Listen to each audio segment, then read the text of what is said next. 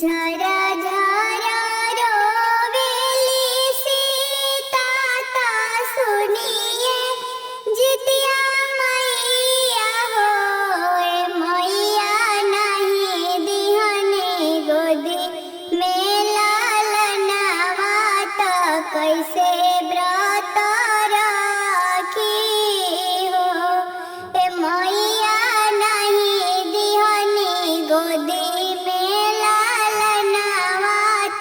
कैसे व्रत राखी हो। ओही रे समैया जितिया मैया दुनिया भ्रमण करे हो देव के मोरा नाम ले बोलावे त हम के पुकारे त हम के पुकारे हो।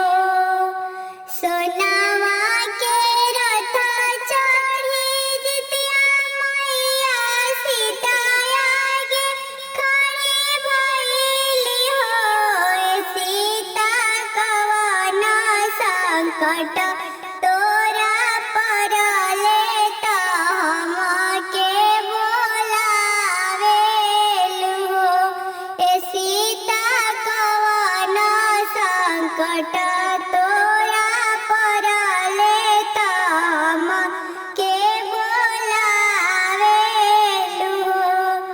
छूटी गइले घर परिवार त कुछु न सूझेला हो ए मैया कवन कसुर